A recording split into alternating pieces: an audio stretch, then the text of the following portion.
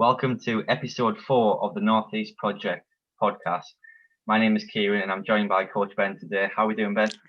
Hi, Kieran. Yeah, I'm not doing too bad. I've had a bit of an awful week, but I guess I'll ask you first, Kieran. How are you doing after your mile performance during the week? Yeah, so most of this week's been about the Dream Team mile competition, which has been buzzing, well and truly buzzing across the week. I had an okay attempt, managed 4:44, which quite poor for me on my part. It was quite rainy, wasn't in the best conditions, and I'm really struggling after the elevator. And I think that's a topic we'll come on to later in the podcast, that anyone who did the elevator challenge is really, really suffering this week for this mile competition. And Ben, you've got a lot to talk about that, haven't you? Yeah, 100%. I've came off really bad off Sunday. I felt actually quite well on the run. Managed to get 2,300 feet in, which I was really happy about. And then I went for a few more easy miles afterwards. Felt fine. Monday I felt fine. And then Tuesday I felt a bit of pain in my bone, the top of the tibia. I thought it was okay as usual. Runners are stubborn. And I was doing the mile time trials. Everyone on Tuesday. I woke up Wednesday morning and I can't even walk. I'm in agony. So another step back for me. But I've got a session booked physio next week, Friday. So I'm hoping it's only a short-term thing. I can get back to progressing again. Obviously, I've been in this for a while now, but I will get there eventually, and hopefully, I can get the right advice to move forward. But we've got a few announcements on that, haven't we, Kieran? Yeah, so it's not any old physio that Ben's going to be visiting on Friday. It's RM Injury Clinic run by Reese over in Teesside, and we've announced a partnership this week with them, where we're going to collaborate and drive forward athletics in the region. Basically, we send our broken runners to Reese, and Reese sends them back nice, fit, and healthy. Yeah, 100%. Yeah, we had a good chat on Monday about what we wanted to do and take it forward, and we both agreed that we'd get a partnership going. But he's a really, really good lad. He's a friendly person. Obviously very business oriented, and incredibly good physio. So I'm looking forward to working with Reese and moving forward. Obviously, physiotherapy and relaxation, rehabilitation is a massive part, especially in this century. All about recovering and moving forward. So it's a massive part of physiotherapy. Yeah, it's important as well as an organisation, NEP, that of course we're both running coaches, but we're not experts in physiotherapy and in other aspects, and it's good to form a team around that as well. I think have more expert knowledge that can help drive NEP forwards even further. Because that's what we want to do. We want to support our athletes and make them the best we actually absolutely can be.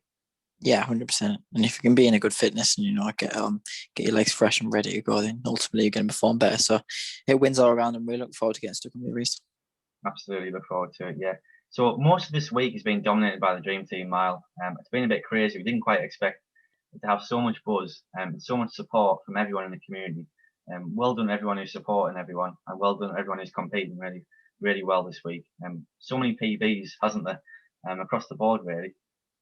Yeah, it's really exciting to see, and obviously it's been so long since we've raced a pot race, but just to get that feeling of nervousness and elation that everyone gets. Obviously, Kieran, we've done the one-to-ones all day, so we've seen the people being nervous for a race, and then people being elated and so excited afterwards when they've run a magnificent time.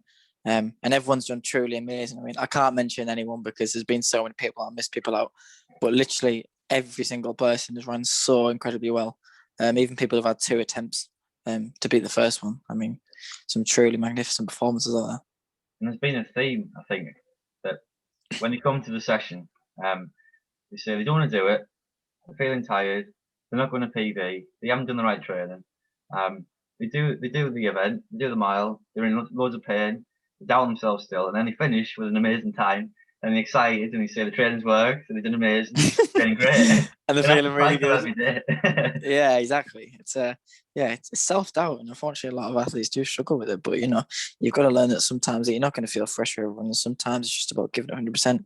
And if you can give 100% of the day, you will surprise yourself. Yeah, we've both sort of witnessed about 50 mile performances this week, probably between us, and they've all followed the same cycle, and it's really interesting to see the psychology of an athlete when they go into a race. Obviously the mile, there aren't many people who do a mile race, and most people in the competition probably have never run a mile before. It's a really tough event, really hard, straight out the blocks, isn't it? Majority of NEPs, so 5k, 10k, maybe half marathon runners, that's the focus. So it's on the speed side, and of course coming out of winter as well, we haven't done a lot of speed work. A lot of it's been about base building around the threshold, V2 max work. obviously it's fast and day-2 max work, so we haven't done loads of speed work. So it's quite impressive to see mile PBs in winter. Only makes me think of what can everyone achieve in the summer and spring when we actually put some speed work, and the facilities, of course, no gyms, no tracks. We've done really, really well. No, 100%. And obviously, this is the first podcast since recording on the day that we've done with Boris and actually announcements. So, heading into March, April, May, so we're looking really positive now. I think obviously the weather's been really nice this week and everyone's done so well. It's just nice to get a bit of buzz back and almost shadow a bit of normality, although it's not the same. It's just nice to get a bit of racing feeling back and raring to go for the whole week, not just on one day. Yeah, absolutely. The announcement with the roadmap out and being an athletics announcement about coaching 1 to 12 athletes, I think that's really, really good. And it's going to help us go even further and offer more support to our athletes. March 29th is almost like a finish line for us too, isn't it? Like, it's been a really, really tough winter in terms of our coaching hours have been massive, and worked really hard to sustain the amount of athletes in the club and all, give everyone a session. It's amazing that we can sort of soak it all up and have a bit more relaxation and catch up in between sessions as well. The March 29th is. Yeah, 100%. We just don't want to be. We don't want to be just coaches. We want to be friends as well. With everyone, build a friendship with people. And obviously, we haven't had much of the opportunity, especially over winter when it was dark by like 4:30. Obviously, there's some dark, gloomy nights, especially with the weather conditions through November and December. Right. So it's been a tough few months. Yeah, you're right, Kieran. But everyone's really stuck together in it, and you can't fault it enough. It's just NEP community, isn't it? All as one. But yeah, the main people have been really, really supportive. So we couldn't thank you enough.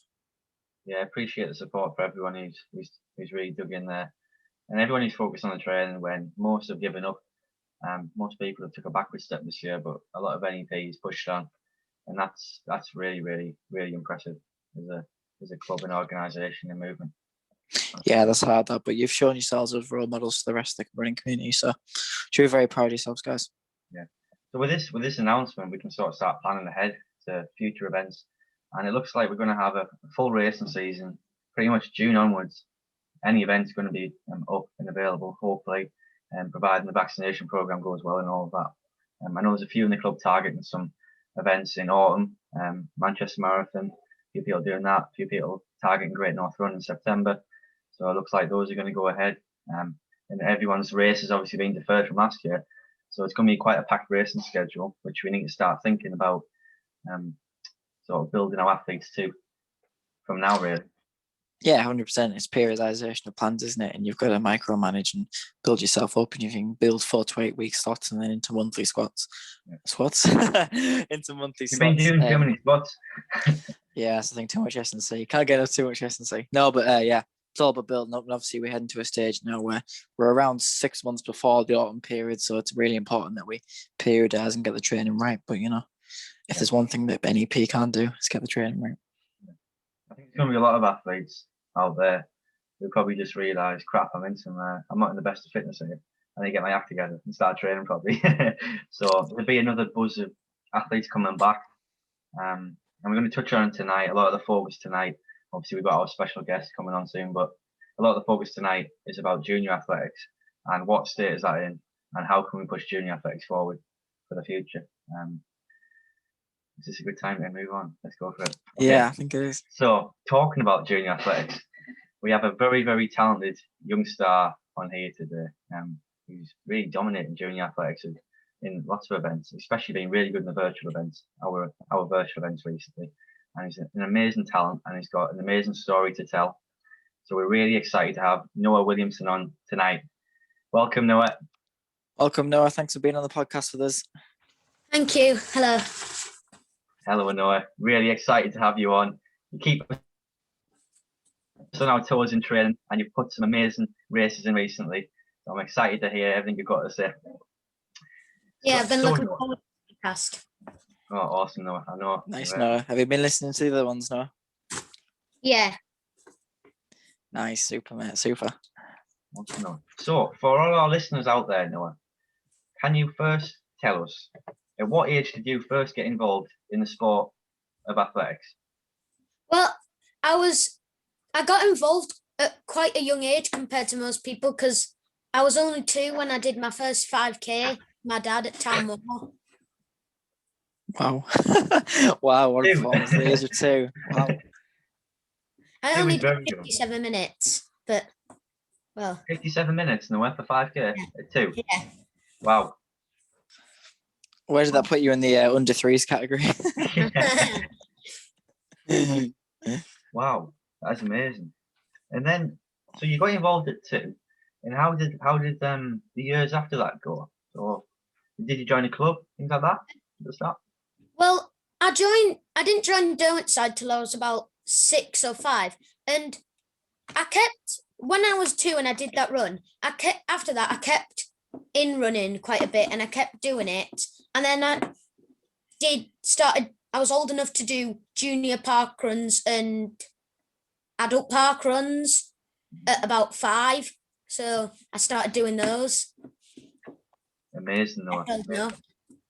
Amazing. You've almost been involved in the sport as much as me and Ben, and we're twice your age. So yeah, that's an incredible early age to start. Yeah, it's been a big part of my life. Yeah, it sounds like it, Noah. Sounds like it.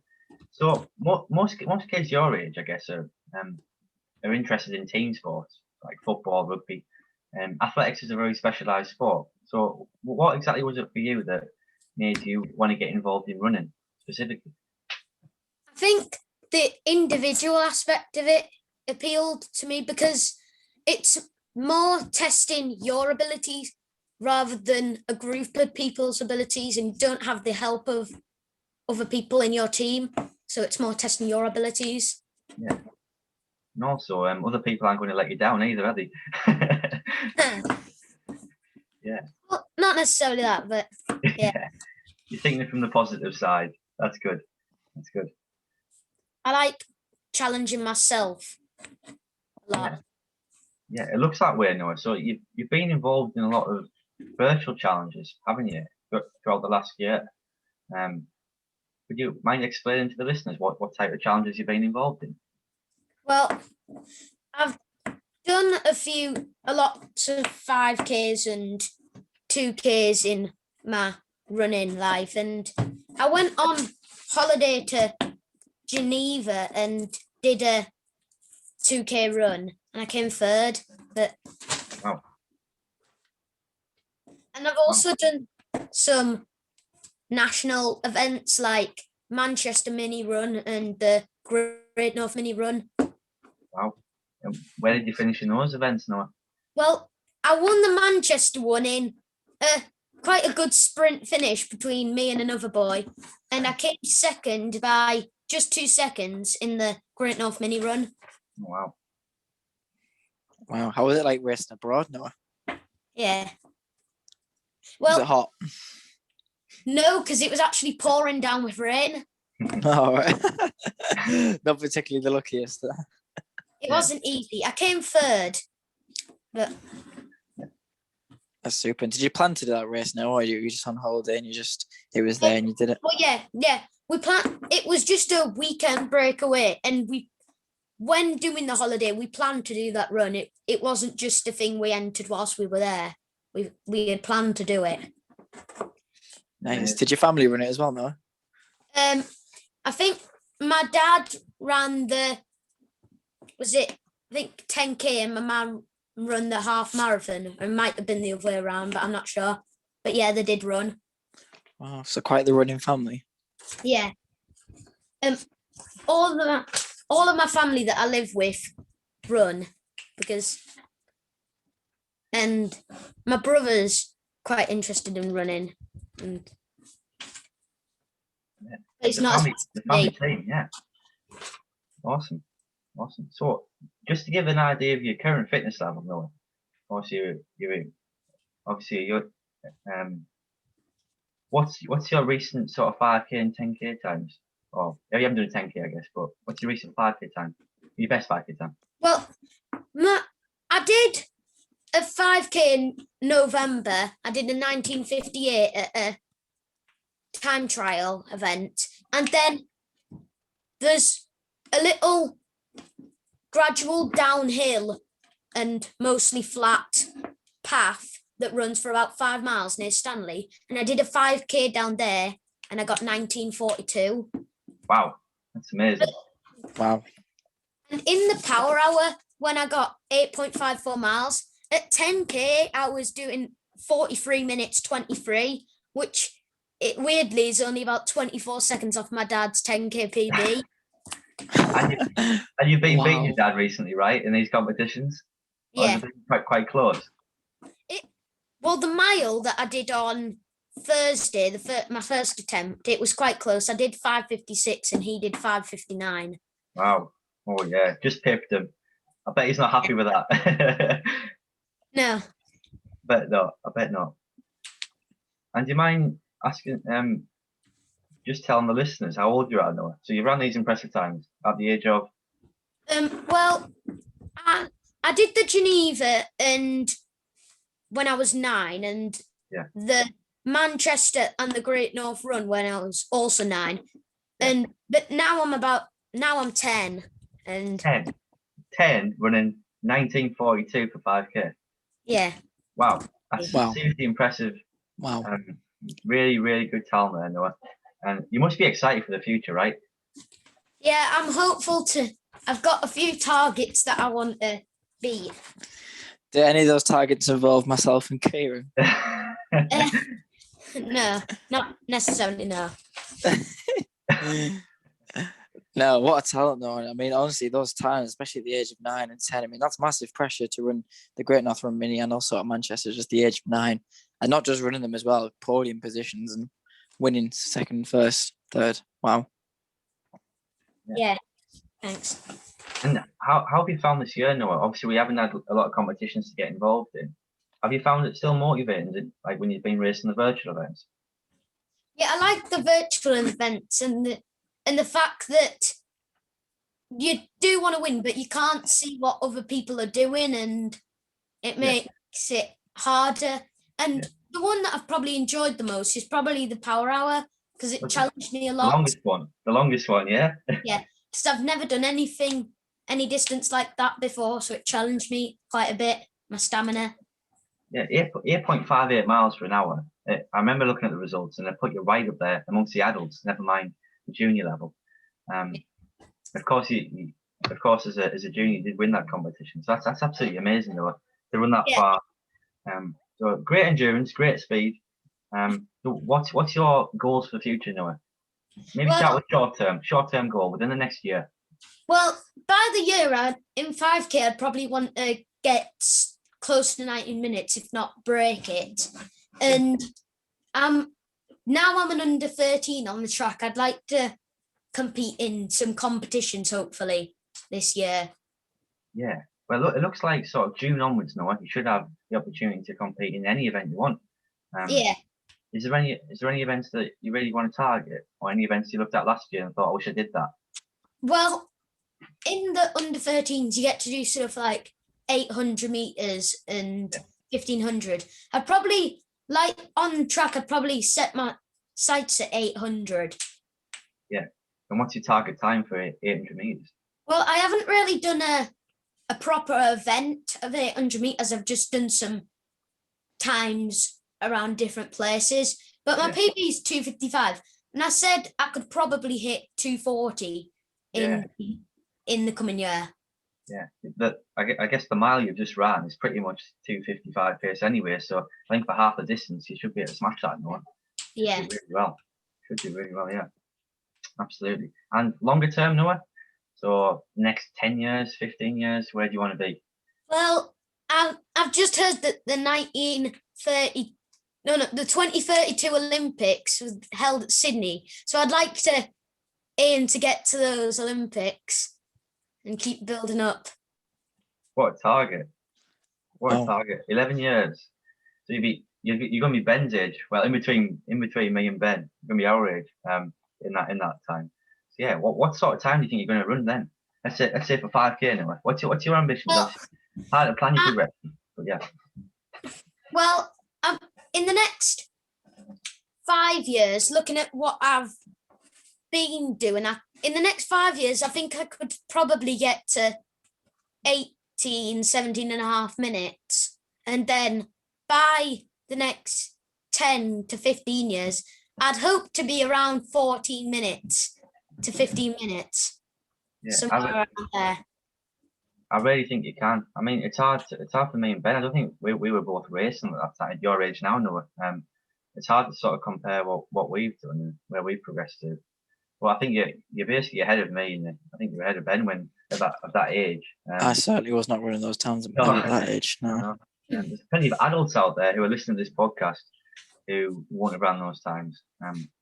There are hundreds and thousands of runners now who want to get that sub 20. That's like the most niche market in the entirety of running to get a sub 20. When I hit the sub 20 for the 5K, I think nobody in the family of my running family had ever got under 20 minutes. So I was the first to break the barrier. And you did that at 10. That's amazing. But I can't. And so I was yeah, about that.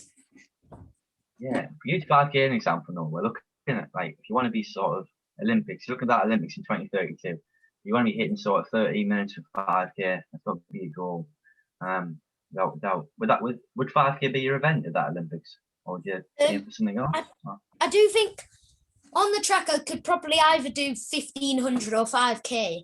Yeah, most people look, don't they? They do both. Yeah. Yeah, I could do both, but I'd want to aim for those sort of distances. Now I'm probably restricted only to 800, but as I get older, I could do further distances. Yeah, definitely. It'd be interesting to see what your best event is as you get older and as you train and get. It would be somewhere around there. Yeah, that'll be cool. Yeah. Have you got any sort of role models in the sport in terms of GD level or elite that you look up to or anything? Well, I did. When I was younger, I did look up to Mo Farah a lot, and I watched a lot of his races. Yeah. And you as well, you've been a big help, and I look up to you as well. What you like, Noah? No. Yeah, I'm waiting for the day you beat me. I think I might have a couple of years still, but you're going to be chasing me down, I think. Yeah, I think you're going to run faster than I'm going to run, especially over those shorter distances. I've got to move up now. I've got to move up the marathon. I'm getting too slow over 5K. You're gonna smash my times. Imagine getting too slow at 15 minutes. Yeah. Well, yeah, wow. It's a thing, Noah. As you get older, you find what event you're suited to. Yeah. As you are, Ben, as well. And things change through your athletics career. You might start off thinking we're going to do one thing, and then one thing leads to another, and you end up doing something else. You really got to see how it plays out.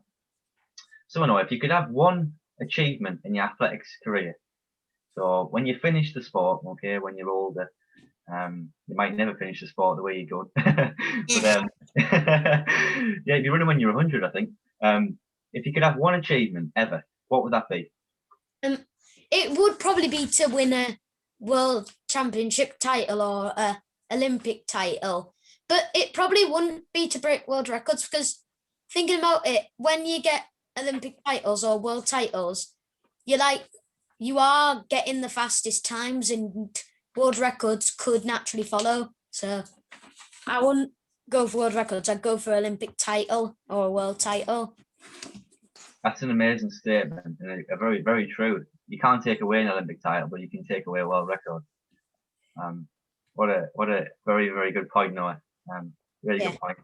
That's what Mo Farah targeted over his years. He never went for world records, really. He always targeted medals, and he's remembered for it. Yeah. And that was the sort of thing that I'm hoping to do. Really good point, Noah. Really good point. There's a lot of world record holders. Some people have never heard of them, and then they pass, and then there's a new world record holder. There's naturally times are going to get faster, aren't they? Yeah, some of the great runners have got world records, but some others you don't really see getting world records. You just see winning, and everyone remembers a winner. Yeah. Okay, Noah. A lot of people who listen to this podcast are always looking for the latest training tips from the pros. Okay, so if you had to give one training tip to our listeners out there, what would your training tip be? I think it would probably be to always enjoy it, because if you enjoy the sport and embrace the sport, you'll keep going. And I would say keep enjoying it and keep running and don't let lockdown stop you. Because if you enjoy it, you'll keep going far. Wow, what a great tip. That's excellent. No, you make a great point there. Yeah, it's a really good point. I think obviously training's really difficult, isn't it, Noah? Like training's hard, racing's hard, it's painful.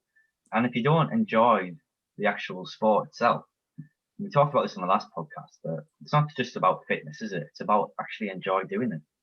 Yeah, 'cause if you don't enjoy doing it, what's the point of doing it? So Very true, Noah. Is there anything that sort of makes it more enjoyable for you in the sport? Is there anything that I do like the fact that it pushes you probably more than sports like football or, for example, and it does test your abilities yourself. And just that personal achievement that matters to you, Noah? yeah, I do, and I am very, very competitive. So I like individual sports. Yeah, makes sense. Have you got any other sports you play, Noah, alongside athletics? Well, I've got a few hobby sports like cricket and darts. Nice. Well, I started playing darts in about February, but it was the worst time to start because lockdown hit and I haven't played for about a year. Have you not got a dartboard at home? Yeah. Have you? Get plenty of practice in. I was getting better at cricket as well. Okay. Are you in a team for cricket? Yeah, Burnett Field. I haven't been nominated for the team yet because they were saying that they were going to do some trials, but then the second lockdown hit, so we couldn't do any of the trials. So, and I haven't heard from them for about 3 months. So, Long time, yeah. Of course, there's been a massive disruption to any junior sport. yeah. How do you think it's going to be when everything comes back, when you've got opportunities to race? Are you really looking forward to it? I think it's going to be a bit different because, of course, you haven't had that feeling of the exhilaration of racing and competing for quite a while.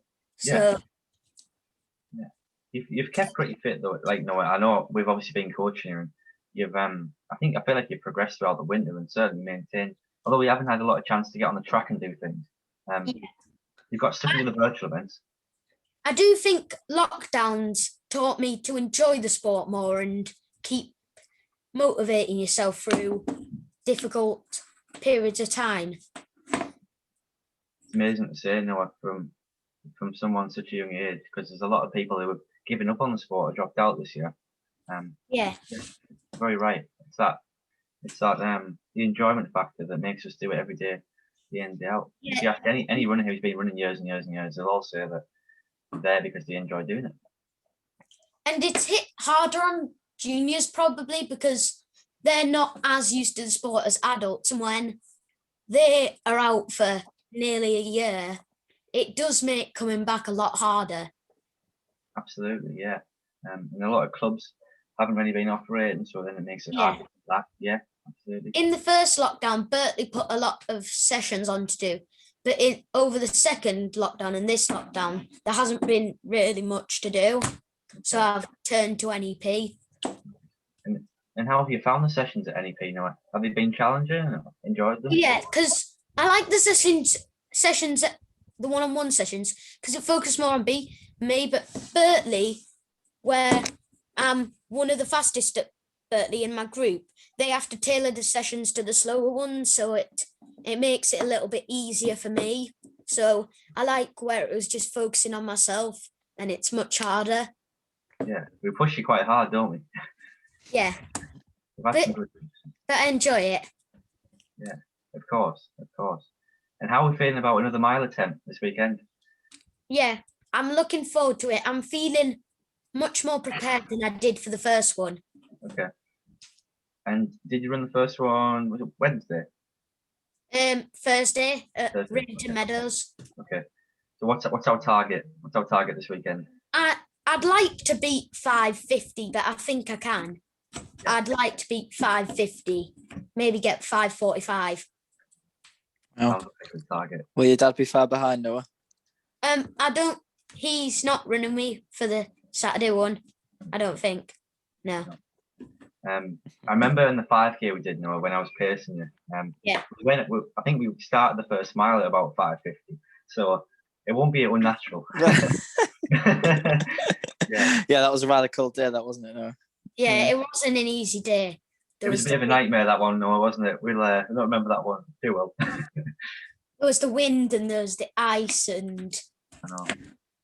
But you give that 5K an amazing effort, and you showed some courage after all the trouble we faced in that race, and you still did it and ran a good time, didn't you? Yeah. I think if everything had gone right, I'd have probably got around 19, let's say 40, 19, 30. So. Yeah, absolutely. I know. It was just the way the day worked out, isn't it? But you give 100% effort, and that's all you can do. You have hard days and you have easy days, and running's about being patient. Nice. Words of wisdom, Noah. Very knowledgeable, Noah. I look forward to this attempt on the weekend, Noah. Look forward to seeing what happens. Really appreciate you coming on, Noah. Have you got anything you'd like to say to us? I like to say that I'm really thankful for the training you've gave me and how much I've progressed through lockdown. And thanks. Oh, not a problem, though. No, you've been absolutely fantastic, and I think a lot of things that you said there, people can take on the chin and use you as a role model, because it's absolutely fantastic what you said there, and even some stuff there I've learned from you, from what you've just said. So great stuff. No, thank you very much for coming on. Thanks. Inspirational, Noah. Pleasure to coach. Thank you. Thank you. Bye. Well done, Noah. Fantastic. What a fantastic individual. Inspirational. Absolutely inspirational, isn't he? He's got so much words of wisdom, like, for such a young kid. I know. Yeah, amazing. Very inspirational, yeah. And I think it just shows that if a 10-year-old can do it, anyone can do it, Not necessarily, it's not about age, obviously, but, it just shows that how passionate and motivated you can be as an individual. Yeah. I mean, I remember all the one-to-ones I have known, and like he always keeps me on my toes. And if I'm having a bad day, I always come away from Noah's session feeling inspired, and just the love of the sport feeds through. He's amazing, amazing young character. 100%. Yeah, and he plays athletics as well, and I think that's really important, especially what he said about enjoying it. Yeah. But he was honest to himself. People do go through patches of not enjoying the sport, and that's fine. If you go through patches of motivation, but the love will always be there for Noah, I think. Absolutely, incredibly exciting to see what he does in the future. Perfect. Yeah. Okay, so the second part of the podcast, just basically following on from Noah's points and what we mentioned earlier about junior athletics and the impact that COVID has had on junior athletics, and how we see it, a little bit of background on what we've been through, and how we see the sport of junior athletics evolving. Obviously, last week we talked about the sport as a whole. Well, this next 10 minutes is really focused on the junior aspect. So I guess for our listeners, just to give them a bit of background on what we feel like our experience has been like, Ben. How's your experience been like in terms of being a junior for the sport? Still our junior. Yeah, thanks, Kieran. Brilliant. No, mine was good. My sister started running. My sister's 3 years older than me. My sister started running when I was 7, so she was 10 years old. She started running from Middlesbrough, and I thought I'd get involved. So I started to join a youth club in Middlesbrough. And my experience was really good. I really enjoyed it. It was a different structure of distances, and similar to what you're just saying there about Noah, about like his 1500 and his 5K might not necessarily be his favorite distance moving forward. I mean, my favorite distance then was anything fast, so 100 meters, 200 meters, but nothing necessarily long distance related. And I met a lot of friends over the sport, and I think that's really important, especially when you're a young kid, to be able to enjoy the sport and be also meet other people. Because as much as it is an individual sport, it's also a team sport. With everyone coming together, and NEP obviously signifies that. But yeah, I really enjoy the sport. But there was obviously some things in the junior level where, say for example, you had to do like shot put or a long jump. There were some distances or some events that I wouldn't necessarily enjoy, which I think does create a massive issue, which we will talk on later. Now I can obviously understand why they do it, because obviously they want to get as many people in as many different sports, as many different avenues of the sport. But yeah, what was your experience like here in Citrial?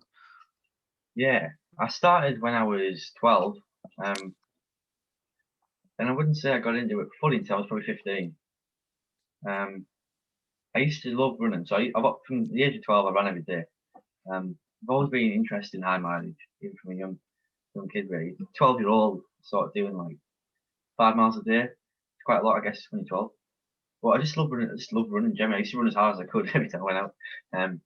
And then got into some more structured training with Sedgefield Harriers.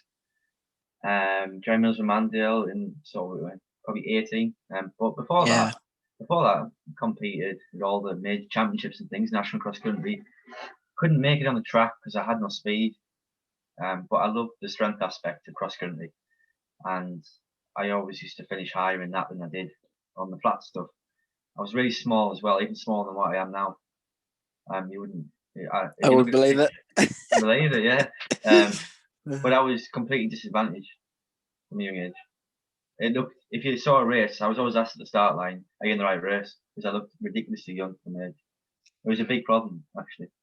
Yeah, that happened to me To as be well. honest, physically I couldn't compete very good because I was my turnover was good, but I was just so small that I didn't necessarily have the strength. It was quite demoralising really. But then when I grew a bit, and I'm talking when I was 16 here, quite small. So it was quite late that I progressed. Yeah, I sort of specialised in cross country, I guess, but never felt like I reached my potential. I was training right until this last year. Yeah, it's interesting that what you say. And obviously there is a massive divide in physical structure when you're younger. And there's a massive difference. You can be fitter than someone else, but if you know, like I mean, I was the same as you, Kieran. I was really, really skinny, really small. I used to do quite well in the cross country events, to be honest. Like I always used to come second, and it was always behind the football player who's 6 foot when he was like 12 years old or something. Similar to sort of football, really. You know, when you get the tall kid and you put him in the back, or you get a fast kid, you put him up front. That same sort of stereotypical position. But obviously, it is an issue in younger sports. Yeah, I think we're alluding to it earlier, but the fact that like a lot of junior athletics is focused on doing as many things as you can and being good at a lot of things. So you go to a youth development league and you've got to do the shot put, the pole vault, the long jump, the 3K, the 800, the 100, the 110-meter hurdles or something to score points for you. Well, Yeah, exactly. And I can guarantee those kids, I mean, they'll probably be interested in one, maybe two events. So then to throw them into everything else, I mean, to say like, oh, go do the shot put. I'm not saying the shot put's bad or anything, but it might not be what the kid wants to do, you know. And it's quite harsh, really, to. But the kid obviously it's trying out all the other sports. But if the kid doesn't like the avenue of the sport, then there's no point necessarily doing it, you know. I think it's back to Noah's point, isn't it, about enjoying the sport ultimately? Yeah.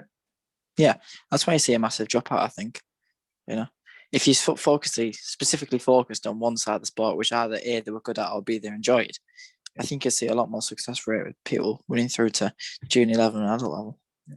And I always felt that a lot of the development leagues, I guess, I think it was set up by Zco in the past, but I always found them quite boring really. There were like massive gaps between races and there'll be a couple of shot putters in the middle or something. And I just found them incredibly poor, really poor. I don't mind saying it.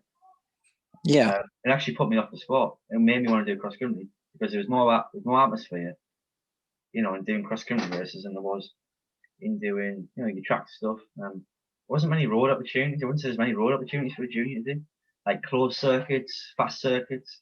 Not much of that. Not much entertainment aspect either. In terms of when you go to an event, you're silent. Yeah, especially when you're under 18, that's what you want to do. You want to enjoy it, you know. Yeah. And I think it's quite hard, especially for your individual. And I wouldn't say no because he's absolutely loves the sport. But for other people who are like sort of and ahhing about whether to do athletics, I mean, to throw them onto a cross country course where there's no entertainment and it's freezing. I mean, there's no opportunity for the kid to like it. Yeah. I don't know. Cross country is different, isn't it? Because like it's always a big field, always a big field of people. You got that aspect. I remember turning up at track races as a junior. There was like two people in the race. I mean, I remember being like one race, it was only me. Like, do you still want to do it? The official said, I'm like, yeah. I haven't drove here for nothing. But, yeah. I don't know. I think there's a lot of work to be done on that. I think there's also too many events for a junior. I feel like there's too many junior track races across a season. So you end up racing every week, and the fields are quite low, and then you can't put the training in because there's no phases. No, too many events. I think. Yeah, 100%. 100%. I think you see this massive structure, especially at younger ages, like loads of people packed into the 100 meters and then 200 meters, same. And then you get to like the longer distance events and there's not much of a turnout. We were just saying about the youth development leagues there. And obviously there was a few times where there's a few times that I got asked when they say like, oh, will you do the shot put for points or will you do the long jump? It's kind of sad really that obviously they need to put people in for points, but like for points, like, you know what I mean? Like it's really tough, and especially people who don't want to necessarily do the events. It's almost like a waste of volunteers' time. It's a waste of the athlete's time. If you've got an athlete who doesn't necessarily want to do, doesn't want to do the sport. I mean, how many times you hear say people, "Oh, just throw the javelin on the floor." What does that achieve as a kid? Yeah, I think the whole system's flawed. It needs a complete revamp because it's not fit for purpose, in my opinion.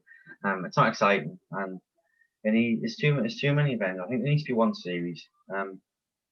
It almost is really disheartening in terms of doing any track events in the future. And I still feel like that. I still feel that way. Even after training on the track twice a week, every week, and things like that, I'm still put off by a track event. But saying that, I love the Northeast Athletics Championships. I love the meets where they actually pack in the events back to back. If you look at the night of 10,000 meter PBs down London, maybe a few of the listeners have done that before, but that's a fantastic event. Music, entertainment, prize money, back to back racing, non-stop action basically, and they've got presenters, GB athletes come on and have a talk and things like that. It's got everything we need. Need some oomph. Yeah, if you haven't seen that, guys, I really would go see it. I'd have a look, even just the trailer on YouTube. And it sort of gives you a good introduction of what like proper racing looks like. It's honestly fantastic what they do down there. They basically close off the entire track, don't they? And then you've got hundreds of people lined around. I think they shut off lane 1 and 2, I think. And then they've got hundreds of people on lane 3, 4, 5, 6, 7, and on the grass on the inside, just cheering you on constantly. I mean, that's what athletics is about. Yeah, over at Parliament, over at the cross country course, Parliament Hill, of course, over in London. Raced there a few times as well. But yeah, the track down there. I did enter to do that one year, but I got injured. So, yeah, I had a stress fracture, but yeah, I'd love to do that again. I'm not sure if entries have sort of carried over from last year on that. It's normally in June, July time, or might be May actually. It's always a really, really good event to do, from what I've seen anyway. It's the European 10,000 meter championships as well. Anyway, back to junior athletics. So yeah, talking about the youth development leagues. What about the training side? So, what would you say is the sort of common attitudes in junior athletics in terms of training at the moment? And what do you think of them? I think there's two sides of it for me. There's one side where there's just focus on one specific element of the sport. So it's either intervals or easy runs, and there's no necessarily mix in between. So everything put together, in terms of nutrition, in terms of S&C work, in terms of different types of sessions, not just intervals, in terms of longer efforts. Longer efforts on a Sunday, your easy runs, everything put together. There's just one necessarily focus on one hard session. So how many times a kid you choose a hard session, you say it's a hard session, and that'll be it for the week. Which doesn't necessarily implement anything going into the future, in terms of structure. About training, I think that a lot of kids don't have a base. So we're comparing ourselves to East Africans, Americans. It's all about building a base, right? And a base of miles. I think a lot of the training is focused on fast, hard, anaerobic intervals that either burn kids out, limit the potential, and it gives the perception of the sport that it's all about pain. I think it's good to focus on building the kids' mileage over time. Like we look at East Africans, they're doing like, I don't know, miles a day, right? Some kids, especially in the last year, I haven't even touched on that point yet, but in terms of building the structures and foundations of a top athlete. And also it's about injury prevention as well. So you're starting to build your base. From the point you start walking. I mean, Noah's a great example. Start at the age of 2. And the reason he's running his times now, probably because he's had a fantastic base of miles throughout his childhood. And I think he's going to have a fantastic career. People talk about kids starting too early. I think that's not right, really. I think you can start at any age, and I think if your training's correct, And miles, and avoiding miles and avoiding, even our coaches saying avoid S&C from a young age. It's stupid. It's about building fundamental movements. And the base is absolutely essential. It's the cake analogy, right, Ben? We say that every athlete coach. Yeah, that was the second point I was going to make about mileage. Cake. Sorry. Yeah, Mine's the on cake. cake. Yeah, I will describe the cake analogy in a second. But about, I mean, everything to do with fundamental motor skills in primary school is ABCs, agility, balance, and coordination. So if you can't implement that into S&C, then it's pointless for the future. And it doesn't have to be heavy weights and stuff. It can be demos, fun, specific classes. It's not just work hard, train hard, no rest. It's about working smart as well. Yeah, train smart. Good point. I think like the general population as a whole, like society, we're not fit enough. We don't do enough steps. We don't do enough miles, and it tends to lead to running injuries, burnout, and ultimately people not reaching their potential from a childhood and into the adult ages. And I think it's really, really important to build that base. I couldn't recommend it anymore. So I think less focus on hard anaerobic intervals and more focus on building the base mileage up, the fundamental movements obviously touched on. Yeah, 100%. And it's about building an athlete to the future. We're looking at 5 years' time, 10 years' time, 15 years' time. And if you build the fundamentals wrong as a young age, I mean, what do you expect in 5-10 years' time? So it's really important to set out from the start. You've got lots of models. So Zepco, Frank Horwell sort of phase where it's about building up your interval training.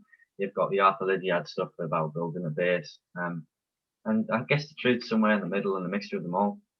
It seems to be what themes are adopted in current science. But yeah, you're right. I think a kid's training, right, talk about kids, I mean, we're talking about juniors. So junior is what, under 20. I think the first part is about enjoyment and getting kids involved in sport and making them feel motivated, inclusive, and having fun. And then I think it becomes a bit more serious when you specialise in a certain event. Now, I would say that I guess a lot of the time kids try to do a little bit of everything, probably too late in their age. So like, I get kids 15, 16 trying to do long jump, distance race and a sprint at the same time. You're not really specialising. So that relies on really good talent identification, I think, from a young age, whether that's through regional sporting bodies or clubs themselves and schools is the aspect where it starts with. What's your experience of school been like, Ben, in terms of running? Oh no, school was fantastic for me. I really enjoyed it. I had a fantastic teacher, especially in primary school and secondary school. My primary school teacher was really good, and he made it into fun, enjoyment games. That's where I sort of got into the sport. Obviously, my sister running as well. And then in secondary school, Mr. Bunn was, I don't know if many people might know Darren Bunn in the community, but he was absolutely fantastic. He ran all the Red Crown Cleveland schools, and he used to be a really good runner back in his day. I'm sure you won't mind me saying that. Yeah, and obviously he was a massive role model to me. And I think that was the one key thing for me, having someone else to look up to, not just at the elite level, but someone who, you can actually connect with person to person. Definitely 100%. How about you, Kieran? Having role models, yeah. School, it was almost like a punishment. So like, if you were a good runner, you'd be on detention a lot. I must say I was on detention. But like, I don't know, it's treated like, it's like in team sports, you do a lap of the field as a punishment. I think it alludes to the last podcast about how running is seen as like a punishment or a fitness type thing, but it's actually a sport in itself. So yeah, cross country was always like people trying to get out of it. Everyone's got a story of this, but yeah, I love running. It was easy to win when everyone didn't want to do it. As I say, the competition's smaller than it's better to win, isn't it? Yeah, you forgot your PE kit. Yeah, right. Yeah, there's that massive stigma, isn't it? Which obviously we're doing to change. And obviously there's a massive health crisis in the country at the moment, which is unfortunately being seen through COVID as well. Yeah. Which obviously does need to change. How do you feel like COVID's impacted junior athletics? Obviously been a year, right? A year of no competitions for some kids. Well, massive. Obviously, it's what kids like is structure, and obviously they will probably go into several different clubs. I'm not just saying kids just really focus on athletics, because they do go to different clubs. People go to table tennis classes and football classes and running classes, badminton, whatever. So to lose all that social side as once, and especially not having skills as well. For a kid, that's very, very tough. And it's going to be tough for a lot of kids to get back into that structure. Some kids probably are struggling at the moment.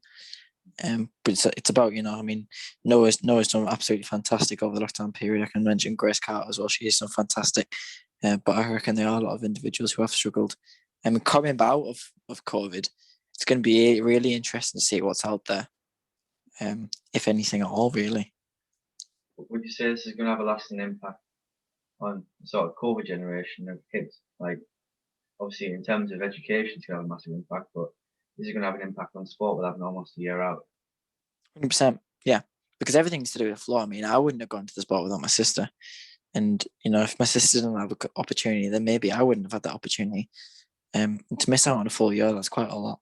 So it is going to have a massive impact on the whole country. Yeah. I guess a lot of what we're doing, I know we're setting out a bit of a program to focus on junior athletics within NEP and drive that forward.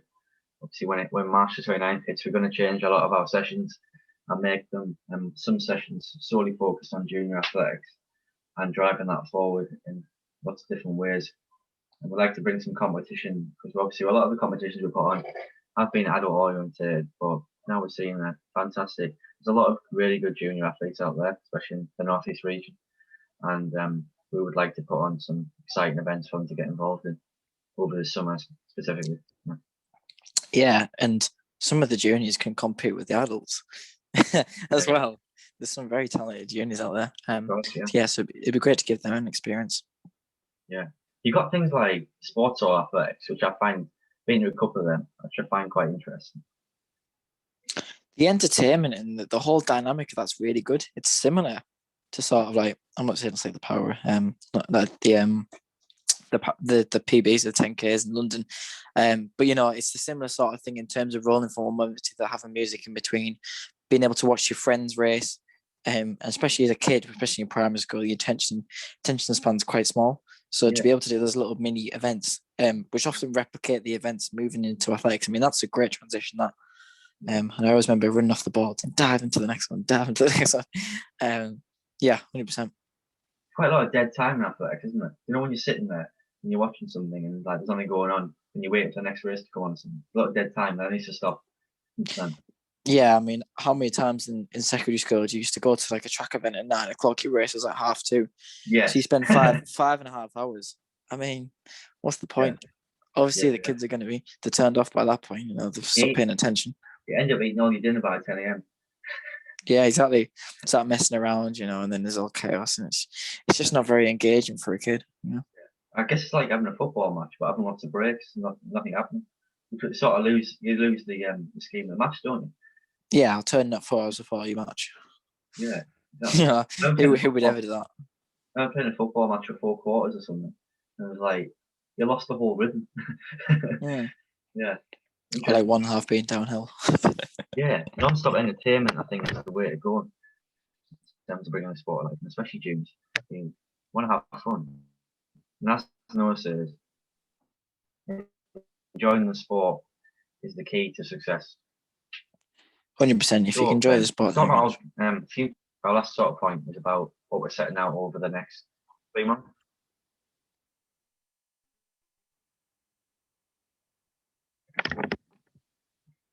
Yeah, so we've got some great events coming up the next few months, haven't we? Also, we've got the 5 mile handicap, which is going to come up soon. We've got a different sort of challenge in March with the Operation NEP to find as many letters as you can. Which I thought the elevator was obviously a really good challenge, something different. So it's going to be great for people to be able to challenge themselves differently to that period. And then moving forward with the 10K at the end, and then hopefully reaching into spring and summer with some bigger events. Obviously, all these events are starting to come back up now, not just our events, but other races. You've got half marathons and marathons, especially in the autumn period. So it's going to be really interesting to see how we can build up. Yeah, there's going to be a lot of races as well that things have deferred. I hope people don't race them all, because then you're going to ruin your whole year. I think you got to pick the most important ones. Yeah, especially for the longer events, it's just physically impossible to race everyone. I think Amanda was saying that she's got 4 half marathons in a month or 3. So she'll only be able to run max 2, flat out. So whether you take the other ones as easy runs or longer runs is a different matter. Yeah, absolutely. And as Ben said, we've got some exciting things coming up over the next couple of months. Some physical racing at 10k on the 3rd of April, fast flat PB course. We've got workshops coming back, so Runswick Bay workshop. Haven't stuck a date on it yet, possibly April. See how we go. Hadrian's Wall relay, massive relay running across the country again. Haven't stuck a date on it yet, but we're thinking early June for that one. I'm starting to prepare some everything about the logistics on that one so far. And then we're organising the first NEP Marathon Club event on the 25th of April. Also involving a 30k and a half marathon for others who want to focus on that. We've got a unique vest coming out, an NEP Marathon Club vest. That is very, very tasty indeed. And yeah, I'm going for a 225 there before Manchester in October. My target for that. Craig, Mark, and possibly Darren are up for that as well. I'm not going to drop any more names. I'm going to hint them into it, but I know there might be a few others interested in that. So yeah, there's a lot of exciting things coming up, and interspread with other people's events. Looks like a lot of events going to be on April onwards. Start picking your races, people. Start picking out what you want to do. Start working back. Let us know what you want, and we can start periodising and putting all this work in this 2020 and the early stages of 2021 throughout lockdowns. All that gains in fitness and all you've shaved off your time is now the time to show everyone what NEP has been doing, and it's now our time to shine and put our work to good use and get the reward and enjoy it. And we're going to enjoy it even more this year. Last year was fantastic, but this year is going to be exceptional. And we cannot wait to watch it. I'm getting motivated just speaking about it. I cannot wait. Wow, bringing a tear to my eye, Kieran. Very motivational. Very patriotic. No, I like it. And obviously everyone's been working so hard over months and months and months. Unbelievably hard. Seriously unbelievably hard. When people haven't seen it, and especially in such a tough, difficult period, everyone's been so motivational and been putting in weeks and weeks and weeks of performance. So you all deserve it. And coming out into this year, you need to show people what you are and what you deserve. Yeah, exactly. At the start of this crisis, we're a small, tiny little club, a couple of groups. Now we're an incredible force for the movement. Is passionate and driven to getting results, and the support community as well. It's the most important thing. Yeah, incredibly excited for this year. Yeah, I am as well. Really looking forward to it. I'm getting pumped up just thinking about it. Even on a Friday after a busy day at work, I am pumped up. Well, thank you for listening, everyone. I hope you've enjoyed Noah's insight as well. What an amazing kid, and some of our chat, and some maybe controversial topics on junior athletics. I hope you've enjoyed it, and always drop a comment on whatever we post this out on, because we love to hear your feedback. And I know a few people enjoyed the last one. And yeah, looking forward to this week coming up as well, and the last remaining dream team mile results, which I cannot wait to see. Yes, exactly. We're recording this on the Friday, so tomorrow will be a very interesting day. And most people are racing on the Saturday, so I'm sure there's going to be floods of performances, and we can't wait to see who will be the winner. Any tips, Kieran? Any teams? Oh, I have no idea. I have really no idea. I've been keeping up with the results, but we haven't been formatting them yet. And yeah, I think it's anyone's game. I think a 6 minute average, high 6 minute average would win across a team of 4. Yeah, I think there's been some exceptional performances. 100%. And hopefully you've all enjoyed it as well, guys. It's been a terrific week, and it's been nice to do it over a 7-day period rather than just on one day. So I hope you guys have enjoyed it as well, whether you do win 2nd or 20th. Yeah, I'm knackered just keeping up with it. Yeah, exactly. I only ran half the performances. Yeah, all these miles add up. Yeah. But seeing everyone's face and everyone's elation at the end is just surreal. I mean, that's the moment you can never beat in athletics. That's what it's about. Absolutely. Okay. Thank you for listening, everyone, and catch up soon on the next episode. Thanks, guys. Take care. Have a great rest of your night.